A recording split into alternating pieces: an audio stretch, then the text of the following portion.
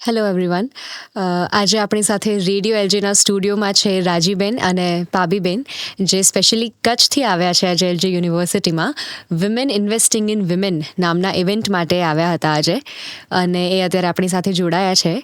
રાજીબેન છેલ્લા 12 કે 13 વર્ષથી પોતાના એક બિઝનેસમાં છે અને એક બહુ સારો ઇનિશિયેટિવ એમનું જે સ્ટાર્ટઅપ છે એ કરી રહ્યો છે, જેની અંદર એ લોકો જે પ્લાસ્ટિક વેસ્ટ છે એમાંથી આપણે બેસ્ટ પ્રોડક્ટ્સ કઈ રીતે બનાવી શકીએ છીએ એનો એમનો બિઝનેસ છે આખો. અને પાબીબેન આપણી સાથે જોડાયા છે અને એમનો જે બિઝનેસ છે એ કચ્છી ભરત ગૂંથણ કામનો છે. તો સૌથી પહેલાં બંનેનું સ્વાગત છે અમારા રેડિયો એલજીના સ્ટુડિયોમાં. તો સૌપ્રથમ રાજીબેનને હું સવાલ પૂછવા માગીશ કે તમે આ બિઝનેસની શરૂઆત ક્યારે અને કઈ રીતે કરી? પહેલાં તો નમસ્તે, મારું નામ રાજીબેન વનકર. મેં છે ને આમ તો વણાટ કામ અમારું તો પારંપરિક કામ છે, પણ વેસ્ટ પ્લાસ્ટિક વિવિંગ જે વાત આવે તો એ મેં છે ને 2012થી શરૂઆત કરી હતી. અમે ત્યારે હું ખમીર સંસ્થામાં હતી, ત્યાંથી શરૂઆત કરી હતી અને અત્યારે અમે પોતાનું કરીએ છીએ. તો મેં 2012થી લઈને 2018 સુધી ખમીર સંસ્થામાં આ જ કામ કરતી હતી અને બહેનોને ટ્રેનિંગ કરવું ને એ બધું. અને 2019થી પછી હું કારીગર ક્લિનિક સાથે જોડાણી, નિલેશભાઈ પ્રિયદર્શી અને નુપુબેન સાથે. તો છેલ્લા 7 વર્ષથી અમે એમની સાથે પણ આ કામ કરી રહ્યા છીએ. બરાબર. અને પાબીબેન, તમે આ કામની શરૂઆત ક્યારે અને કઈ રીતે કરી હતી? નમસ્તે, મારું નામ પાબીબેન રબારી છે. મને શરૂઆતની વાત કરું તો અનુભવ તો નાનપણથી જ હતું. ભરત ગૂંથણ અમારા દરેક ઘરમાં થતું હોય, પણ અમારો પૂરો સમાજ છે, હું પણ આવી ગઈ સમાજને, અમે દરેક પહેરવા માટે, પોતાના કરિયાવર માટે આ રીતે ભરતા. પણ સૌથી પહેલાં તો મારા ઘરની જે આર્થિક પરિસ્થિતિ હતી એના કારણે જ મને આ નાનપણથી જ ભરત ગૂંથણમાં બહુ શોખ હતો. કારણ કે મેં નાનપણમાં પોતાનું પણ ભર્યું, બીજા વેપારીઓનું પણ ભર્યું અને સંસ્થાઓનું ભરત ભર્યું. એટલે નાનપણથી જ મને આમાં ભરત ગૂંથણમાં વધારે રસ હતો. પણ એ ભરત ગૂંથણ ભરવામાં પોતાનું, મારા ભાઈ અને પપ્પા નહોતા, એટલે અમે 3 બહેનો અને 1 માં 3 જણ હતા. એટલે પોતાનું ગુજરાન ચલાવવા માટે મને આ મારું સાધન કમાવાનું એક ભરત ગૂંથણ જ હતું. એટલે એ જ મેં વર્ષો સુધી કર્યું. એના પછી મને એવો નાનપણથી, ભલે શિક્ષિત નથી, એ સમયે મારા કણે પૈસાય નહોતા, પણ મનમાં એવું થતું, બીજા કોઈ લોકો સેમિનાર કરે છે મૌખિક કે અથવા કહે છે કે બહેનો તમે પગભર કઈ રીતે ઊભા રહો, ત્યારે મને એક અંદરથી એવો ઉત્સાહ થતો કે હું પણ આવું કરું. આવો અંદરથી પોતાના મનને મનાવતી. પણ એ સપનું મારું સાકાર કરવામાં મને વર્ષો લાગ્યા. કારણ કે મેં નાનપણમાં મારી મા જોડે મજૂરી પણ કરેલી છે, લોકોના માટીકામવાળા ઘર પણ લીપણ કરેલા છે. મેં 1 રૂપિયો લોકોના ઘરમાં પાણી પણ ભરેલું છે, કાળી મજૂરી પણ કરેલી છે, મારું શોષણ પણ થયું છે, ઠોકરો મેં હજારો ખાધા છે. કારણ કે મારું જીવન જ, મારું બાળપણ છે એ આ રીતે ઠોકરોમાં જ ઘડાયેલું. એના પછી મારા લગ્ન થયા તો સાસરે આવી, તો સાસરે હું એ રીતે જ જે પપ્પાની ઘરે કામ કરતી ને એ જ રીતે ગમે ત્યાંથી હું ભરત લઈ આવું, હું પોતે ભરું, મારા આડોશ પાડોશમાં બહેનોને આપું. પછી મારા પતિ એક વખત કીધું કે તું આ રીતે જો કરશ એટલે એના કરતાં તું આમ કર, તું પોતે કંઈક કર. તો એમાં આડોશ પાડોશમાં જે આપણા આજુબાજુમાં બહેનો હશે એ બહેનોને આમાં રોજગાર મળશે અને તું પણ આ રીતે કર. ત્યારે મને એમનો વિચાર સારો લાગ્યો. એટલે 2015 ડિસેમ્બર મેં આ કામની શરૂઆત કરી. ત્યારે મારા આડોશ પાડોશમાં જે 5 બહેનો હતા એ 5 બહેનોને વાત કરી કે મારો એક વિચાર છે કે આપણા જ ગામડાની અંદર આપણે નાનો એવો ઉદ્યોગ ચાલુ કરીએ. તો બહેનોએ કીધું કે ઘર બેઠા કામ મળશે, શું કામ નહીં કરી, કરશે આમ તમારી જોડે કામ. તો 5 બહેનોને વાત કરી. એના પછી મેં 5 પ્રોડક્ટથી શરૂઆત કરી અને એ પ્રોડક્ટ સૌથી પહેલાં 5 પ્રોડક્ટ બનાવ્યા. પછી એક જગ્યાએ એક શોરૂમમાં બતાવ્યો તો સૌથી પહેલો મને નાનો એવો 70,000નો ઓર્ડર મળ્યો. ત્યારે મને મારા નાનપણના જે દિવસો રહ્યા બધા યાદ આવી ગયા કે અમને કુદરતે કલા તો આપી હતી, પણ અમે એને ઓળખવા અમે વર્ષો વિતાવ્યા. પણ પછી ત્યાંથી અમે બીજા 2-4 એક્ઝિબિશન કર્યા. એના પછી ધીરે ધીરે બહેનો જોડવાનું કામ કર્યું. પછી ઓનલાઈનનો પણ વિચાર આવ્યો, એક્સપોર્ટનો પણ વિચાર આવ્યો. એટલે ધીરે ધીરે પછી પગથિયાં ચડવા માંડ્યા અને એના પછી વધુ ને વધુ અમારી સાથે બહેનો જોડાવા લાગ્યા. આનાથી સૌથી પહેલાં અમારા સમાજમાં એક સારો સંદેશો એ ગયો કે પાબીબેન આ કરી શકે છે તો આપણે કેમ ન કરી શકીએ. કારણ કે પહેલાં એવું હતું, ઘણી ભણેલી દીકરીઓ હોય એમને આ નાનું, કારણ કે મેં જે શરૂઆત કરી હતી તો નાને પાયે જ કરી હતી ને, તો બીજી બહેનોને એમ થાય કે આપણે આટલી ઘણી ભણેલી અને આપણે નાની આવી કેમ શરૂઆત કરી. અને પછી વધારે જે ઓછું ભણેલી દીકરી હોય એમને પહેલાં એમ થતું કે અમને કોઈ નોકરી નહીં રાખે, અમે ભણેલા એટલું બધું નથી એટલે અમે કાંઈ ન કરી શકીએ. તો એ દીકરીઓમાં એક એવો સંદેશ ગયો કે એવું કાંઈ છે નહીં કે આપણે ઓછા ભણેલા હોય તો ન કરી શકીએ. કારણ કે ભાભીબેન 4 જ ધોરણ ભણેલા છે તો પોતે પગભર ઊભા રહી શકે છે, એમની સાથે બીજી બહેનોને રોજગાર મળે છે અને એ પોતે બિઝનેસ કરે છે, તો આપણે કેમ ન કરી શકીએ. તો આનાથી જે મેં બિઝનેસ શરૂ કર્યો એનાથી મારું જીવન તો બદલાણું, પણ જે બીજી બહેનો છે ને ભણેલી અથવા ઓછું ભણેલી બહેનોના આખા એમના જીવનની જે વિચારધારા છે એ બધી બદલાઈ ગઈ. અને આજે બહેનો કેટલી અમારી સમાજની અંદર, બીજી સમાજોની અંદર એવી બહેનો છે કે પોતે નાના મોટા પોતાના ઉદ્યોગો ચાલુ કર્યા અને પોતે પગભર છે. બહુ જ સરસ. ભાભીબેનની સ્ટોરી ઘણી ઇન્સ્પાયરિંગ છે કે એ પોતે તો કરે જ છે બિઝનેસ, પણ એમની સાથે સાથે બીજા પણ ઘણા બધા બહેનો છે જેમને રોજગાર આપે છે. રાજીબેન, આપનું જે કામ છે, જે પ્લાસ્ટિક વેસ્ટને તમે એક યુઝફુલ પ્રોડક્ટમાં બનાવો છો, તો તમારું કામ જો તમે થોડું એક બ્રીફલી એક્સપ્લેન કરી શકો. અમારું કામ વેસ્ટ પ્લાસ્ટિક એટલે જેમ મેં વાત કરી કે હું પહેલાં ખમીર સંસ્થામાં જોડાણી, ત્યાંથી મને આઈડિયા મળ્યા હતા. ત્યાં છે ને એક અમેરિકાથી છોકરી આવેલી હતી, ડિઝાઇનર કેટલ કરીને.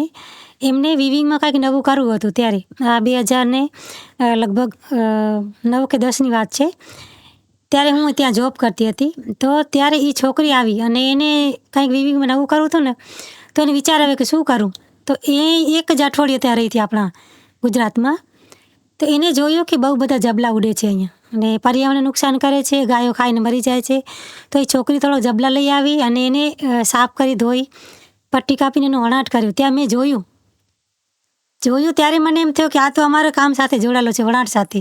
કેમ કે અમે વણકર છીએ, અમે વણાટનું કામ કરતા હતા. મને તો હું 14 વર્ષની હતી ને વણાટ કામ કર્યું હતું મારા બાપાના ઘરે, તો મને પહેલાંથી જ આવડતું. તો આ જોયું એટલે મને થોડુંક એવું લાગ્યું કે આ ખરેખર કામ કરવા જેવું છે. વિદેશથી આવી અને છોકરીને દેખાય છે કે આપણા જે ભારતમાં પ્લાસ્ટિક હાનિકારક છે પણ આપણને નથી દેખાતું, આપણે જોઈને એને નજરઅંદાજ કરી દેતા હોઈએ છીએ. ત્યારથી જ મેં વિચાર્યું કે મારે આ કામને આગળ લઈ જવું છે. તો ખમીર સંસ્થાના જે લોકો હતા એમને મને વાત કરી, મેં એમને પણ વાત કરી. તો એ લોકો કીધું કે ભલે તમે આમાં કામ કરશો તો અમે તમને સપોર્ટ કરશું. તો પછી એની સાથે મેં કામ કર્યો, એ બહેનોને ટ્રેનિંગ આપી. ત્યાંથી મેં પહેલાં શીખી, પછી બીજા બહેનોને શીખવાડ્યો ને ગામડે જઈને બહેનોને અમે કીધું કે આપણે બજારમાંથી પહેલાં તો પ્લાસ્ટિક લેવું નથી, પણ એને લઈ આવી છે તેને જ્યાં ત્યાં ફગાવવાનું નથી. આપણે પર્યાવરણને બચાવવું છે ને સાથે સાથે કામ પણ કરવું છે. તો એ બહેનોને સમજાવતા મને 10 વર્ષ નીકળી ગયા અને ઘણા બધા બહેનો મારી સાથે જોડાણા. અત્યારે અમારી સાથે લગભગ 60-70 બહેનો કામ કરે છે અને બીજા 100 જેટલા બહેનો છે જે એની ટ્રેનિંગ પણ લઈ રહ્યા છે અત્યારે બીજા ગામડાઓમાં. તો એવી રીતના અમે શરૂઆત કરી આલી અને અમને આનંદ થાય છે કે આપણે કામ એવું કરી રહ્યા છીએ કે ખાલી આપણા માટે નથી. બહેનો તો પૈસા કમાવે છે ને આપણે પણ કમાવે છે, સાથે સાથે આપણે પર્યાવરણને પણ બચાવીએ છીએ. તો એ કામને લઈને અમને બહુ આનંદ થાય છે. અને આ કામને લઈને મને ખરેખર એટલું ખબર નથી કે અમે એટલે આગળ જશું.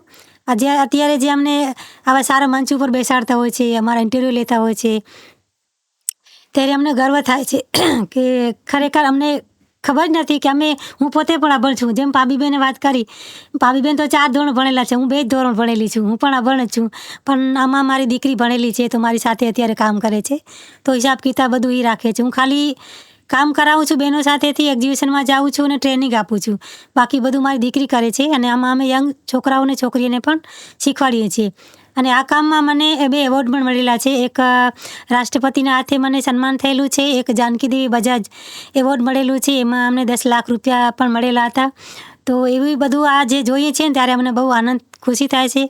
હું પણ એક એવી પરિસ્થિતિમાં આવી હતી જ્યારે મારા નાના છોકરા હતા અને મારા ઘરવાળા ઓફ થઈ ગયા, સાવ નાના હતા. હું 28 વર્ષની હતી ને ત્યારે 2 કે 3 વર્ષ મેં એવા કાઢ્યા કે અમારા ઘરમાં ખાવાના પણ વાંધા હતા. કારણ કે મને વણાટ સિવાય બીજું કાંઈ કામ આવડતું નહોતું. અને જ્યારે મજૂરી કરવા જતા ત્યારે 28 વર્ષની ઉંમરમાં જ્યારે કોઈ જોવે કે આ વિધવા બેન છે તો બધા એમ એવી નજરથી જોવે ને તો આપણને બહુ આમ એકદમ એવું લાગે કે બહાર જ નથી જવું, નીકળવું જ નથી બહાર. પણ જ્યારે છોકરાને જોઈએ ને ત્યારે એવું થતું કે નીકળવું તો પડશે જ. જો બહાર નહીં નીકળીએ તો છોકરાને શું ખવડાવીશું આપણે. તો એવી 3-4 વર્ષ મેં આવા કાઢ્યા ને પછી હું ખમીર સંસ્થા સાથે જોડાણી. ત્યારે એટલે મને એમ થાય છે કે હવે આવા બહેનો ઘણા છે, એક હું નથી. નાની ઉંમરમાં પતિને ગુમાવે છે એવા બહેનો ઘણા છે, તો એને આપણે હવે કેવી રીતના સપોર્ટ કરી શકીએ અને અમે આપણી સાથે કેવી રીતના જોડી શકીએ. એમને પણ પગભર બનાવવાની પગભર બનાવવા માટે અમારી જ કોશિશ રહેતી હોય છે કે આવા બહેનોને અમે ગામડે જઈને શોધ કરતા હોઈએ છીએ કે આવી બહેનો કેટલી છે કે જેને આપણી સાથે એમને જોડી શકીએ. તો આટલું અમે કામ કરી રહ્યા છીએ અત્યારે, ને આગળ વિચાર છે કે એને વધારે હજી આગળ લઈ જશું અમે. બરાબર છે. અને જે કામ તમે કરી રહ્યા છો તો તમે કેટલા પ્રોડક્ટ્સ બનાવો છો ટોટલ? અમારા ટોટલ લગભગ ઓછામાં ઓછા 40 થી 45 પ્રોડક્શન છે, નાના અને મોટા બધાથી. નાનું એક સૌથી નાનું જે ટી કોસ્ટર આવે છે 50 રૂપિયાનું છે, ને સૌથી મોટી બેગ અમારી છે જે 5000ની છે. તો એવી રીતના અમારી લગભગ 40-45 પ્રોડક્શન છે, નાની મોટી બધી. એટલે આપણે અહીંયા જોઈ શકીએ છીએ કે 50 રૂપિયાથી લઈને 5000 સુધીના બધા જ પ્રોડક્ટ્સ પોતાના બિઝનેસમાં એ બનાવી રહ્યા છે. અને એના સિવાય કોઈ એવા એકદમ સ્પેશિયલ એટ્રેક્શનવાળા પ્રોડક્ટ્સ તમારા હોય કે જે એકદમ ક્રિએટિવિટી આમ આઈ કેચિંગ હોય, લોકોને જોતા જ એમ થઈ જાય કે આ પ્લાસ્ટિકમાંથી બનેલું છે, આટલું સરસ, એવા કોઈ પ્રોડક્ટ્સ 1-2 નામ જો તમે લઈ શકો? જે એક બેગ છે અમારે, એક કોલેજ બેગ જે કહેવાય, અને એક આપણે ક્યાંક જ્યારે પ્રવાસ જતા હોય ને મોટી બેગ છે અમારે, જેમ કહું છું 5000ની, એ એવી જ છે કે જોઈને લોકોને એમ જ થાય કે આ તો શું, આ પ્લાસ્ટિકમાંથી તો બનાવેલી હશે જ નહીં, કોઈ માને જ નહીં. પણ અમે એટલું કરતા હોઈએ છીએ કે જ્યારે એક્ઝિબિશનમાં જઈએ ને ત્યારે સાથે ડેમો પર રાખતા હોઈએ છીએ, તો લોકોને બતાવીએ. નકર કોઈ માને નહીં જોઈને ડાયરેક્ટ કે આમાંથી બનાવેલું હશે. તો એવી રીતના અમે લોકોને સમજાવતા હોઈએ છીએ. ખૂબ જ સરસ અને બહુ સારો ઇનિશિયેટિવ છે તમારો.